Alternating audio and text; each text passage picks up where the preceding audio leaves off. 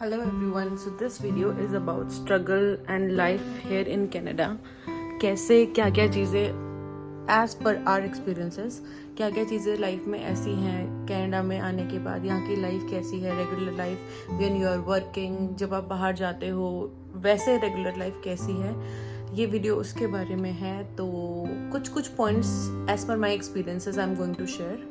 और मेरा अभी तक की journey it's been 4 months, 8 October. तो अभी तक की कैसी जर्नी रही है इस वीडियो में मैं आपको ये बताने वाली हूँ. So let's get start. सबसे पहली चीज़ जो मैं आपसे शेयर करूँगी वो है यहाँ पे सुबह से लेकर उठने से लेकर रात तक के रूटीन में सबसे इम्पोर्टेंट चीज़ होती है, वो होती है खाना बनाना. Food, the main thing, the first thing. और खाने की अगर मैं बात करूँ, मैंने कुछ वीडियोस पहले शेयर करी है जहाँ पे ग्रोसरी लाने का मैंने वीडियो बनाई है. ग्रोसरी कितने की आती है, कैसे आती है, वो सब कुछ आपके लाइफस्टाइल के ऊपर डिपेंड करता है. अगर आपका लाइफस्टाइल ऐसा है कि आप रोज़ बाहर का खाते हो या बाहर के खाने पे ज़्यादा डिपेंडेंट हो या खाना बनाना नहीं आता है, तो आपकी लाइफ यहाँ पे एक स्ट्रगल होने वाली है. क्योंकि वैसे भी even if you are buying grocery from outside, तो आपको खुद बनाने के लिए आपके पास टाइम होना चाहिए. You should have skills cooking की, वो सब चीज़ें इज़ वेरी इंपॉर्टेंट. सो सबसे पहली चीज़ है फूड. अगर हम एक्सपेंसेस की बात करें तो बहुत एक्सपेंसिव है यहाँ पे ग्रोसरी लाना भी. इट्स क्वाइट, हर एक चीज़ बहुत एक्सपेंसिव है. एक 3.5-4 किलो का बेसिक चीज़ विच इज़ प्याज का ही एक पैकेट, वो $8 से लेकर $10 तक. डिफरेंट टाइप्स ऑफ अनियंस होते हैं, तो उससे शुरू आप यही देख लो कि बेसिक चीज़ भी इतनी एक्सपेंसिव है. और वहाँ से फिर अगर आप शुरू करो तो पता है फिर आपको क्या क्या आपका खाने का रूटीन है, उस हिसाब से वो वैसा ऐड ऑन होता जाएगा. जैसे हमारी मंथली ग्रोसरी का अराउंड जाता है 600, अराउंड 600, जिसके अंदर खाने से लेकर बेसिक जो भी पानी की बॉटल्स हम लेते हैं. हम टैप वाटर नहीं पीते, we are use to having bottled water. तो पानी से लेकर, खाने से लेकर, एडिशनल दूध, bread, everything. Butter and bread तो बेसिक है ही है. इसके अलावा आटा लाना, चावल लाना, वेजिटेबल्स, ऑयल, घी, बटर, फ्रोज़न वेजीज जैसे मटर वगैरह होते हैं, वो frozen veggies, fresh veggies, fruits, everything. मतलब अराउंड $600 का हमारा पर मंथ होता ही होता है. मंथ में 2 बार हम जाते हैं प्रॉपर ग्रोसरीज लेने, एवरी सेकेंड वीक. और हर हफ्ते की हमारी फ्रेश जो सब्जियां आती है वो आती है. कभी कभार हम नहीं भी लाते, डिपेंडिंग हमने बैकअप में कितनी सब्जियां रखी हुई हैं. अब if you talk about food, तो फूड का एक और स्ट्रगल है यहाँ पे, वो है फूड लेने जाना, मतलब फूड खरीदने जाना.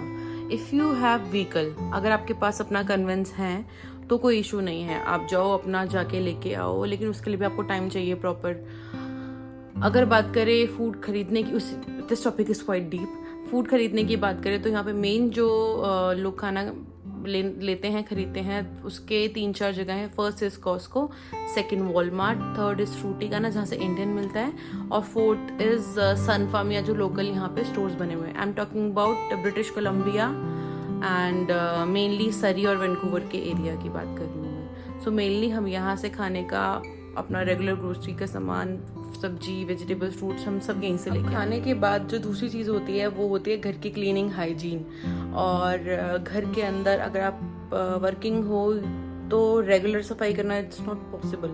मतलब अगर आप सोचो भी तो भी, अगर आप टाइम निकालो भी ना, तो भी डीप क्लीनिंग करना बहुत टफ होता है. और वैसे भी नीड नहीं होती, क्योंकि यहाँ पे फैमिली छोटी होती हैं.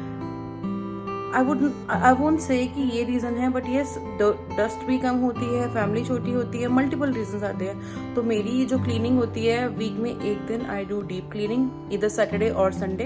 और बाकी हर हफ्ते में मैं कोशिश करती हूँ कि एक झाड़ू मॉपिंग किचन एरिया में तो कर ही दूँ, बिकॉज बेडरूम्स तो इतने गंदे होते नहीं है. बट हाँ, किचन का एरिया जो है वहाँ पे थोड़ी सी आई डू बिट ऑफ झाड़ू, एंड अगर ज़रूरत है तो पोछा. Otherwise I do it once in a week.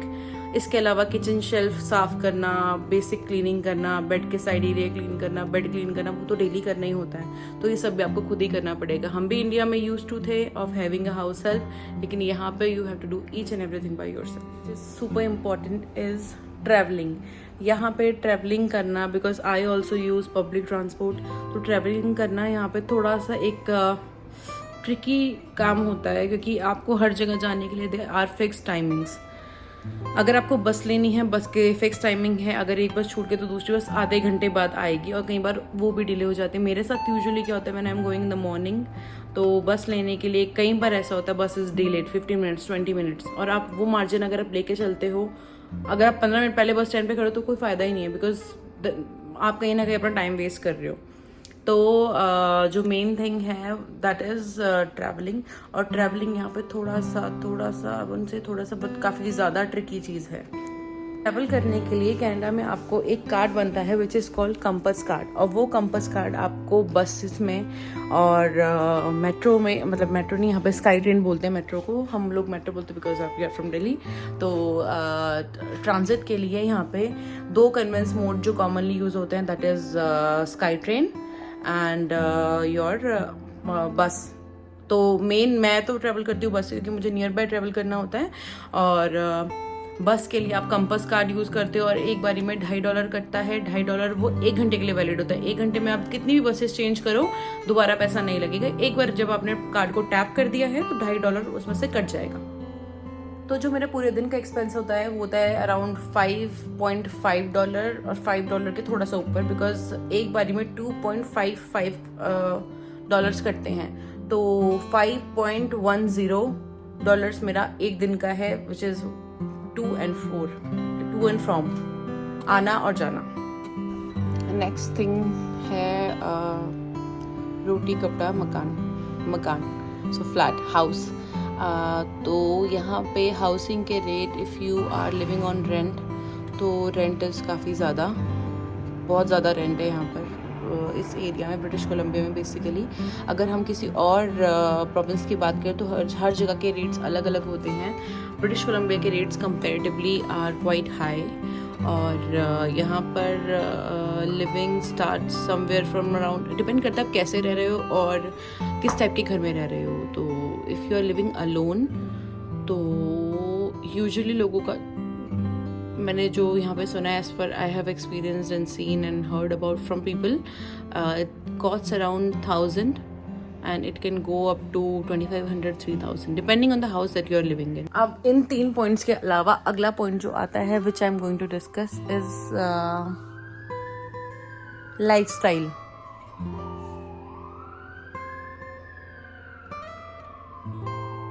The next point that I am going to discuss is lifestyle.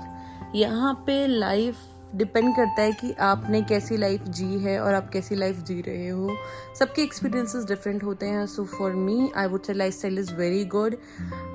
You are earning, साथ में आप अगर बैलेंस बना के चल रहे हो in your savings and what you are contributing towards your savings and how much you are contributing towards your expenses, उसके ऊपर डिपेंड करता है कि what is your life style. If you have really high maintenance lifestyle, in that case ठीक है, lifestyle is good, but you're not having anything as a backup or in your savings. But if you're earning good, this is totally depends on a person. आप कितना कमा रहे हो, कितना खर्च कर रहे हो, क्या आप लाइफस्टाइल जी रहे हो, उसके ऊपर डिपेंड करता है। बट यूजुअली बेसिक जो यहाँ पे लाइफस्टाइल है, इट्स वेरी गुड, बहुत अच्छा है। आप इफ़ यू आर अर्निंग, तो एटलीस्ट आपके अंदर कैपेसिटी होती है कि आप उस तरीके से एक्सपेंस भी कर पाओ। लेकिन हाँ, ये है कि balance between earning and saving and expenditure is not there. जो कमाते हो वो सब चला ही जाता है, क्योंकि एक्सपेंस, हर चीज़ इतनी ज़्यादा एक्सपेंसिव है। तो यहाँ आने से पहले एक चीज़ आपको दिमाग में डालनी पड़ेगी कि जो आप पैसा कमा रहे हो, should have at least a portion जो फिक्स्ड हो, that yes I am putting this much money in my savings. I would like to add another point, वो है सोशल पॉइंट। तो यहाँ पे आपके लिए अपना मेंटर, क्योंकि यहाँ पे फैमिली नहीं है, आप खुद ही रह रहे हो, खुद ही आपको सारी चीज़ें मैनेज करनी है, तो you should have a social circle. Society की बात करें तो यहाँ पे किसी को किसी से कोई फ़र्क नहीं पड़ता, कोई क्या कर रहा है, कोई क्या नहीं कर रहा है, no one cares about you. So आपके पास कुछ ना कुछ लोग ऐसे हों जो एटलीस्ट आपके साथ बैठ के बात कर सकें, आपके साथ थोड़ा सा टाइम स्पेंड करें, that is very important. And the last point which I want to discuss about is your safety. So in my 4 months of experience, I have seen girls, ladies coming back to home from their work in night at around 11 and 12 itself. इससे ज़्यादा मैं बाहर निकली नहीं। 12 बजे के बाद I have never barely been out. And मैंने देखा है girls are there who are standing on bus and they are coming back to home. So it means there is safety. and there are minimal safety concerns in the main city areas. हाँ, अगर आप city से थोड़ा सा बाहर हो, I cannot say about it because I have personally never experienced it, but हाँ, this is safe. This is a safe place for girls and ladies out there. Actually, जब आप अपने घर से बाहर हो तो आपके लिए सेफ्टी एक बहुत बड़ा कंसर्न होता है, स्पेशली जो गर्ल्स यहाँ पे आने का प्लान कर रही हैं. Girls, it is a safe place and also it depends on you. If you are impulsively putting yourself at risk, obviously आपकी safety concerns होंगे, but yes, if you are just doing your own work, you are not putting yourself on a stake of safety. So that is all about the video. और हाँ, Halloween season है और मैंने छोटी छोटी decoration, पीछे ये क्यूटी बेबी भूत छोटा सा, और ये वाली डेकोरेशन ही मैंने खुद करी है.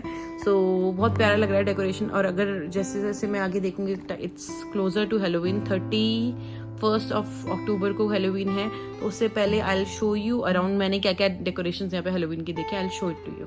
सो that is it about this video. Thank you so much for watching.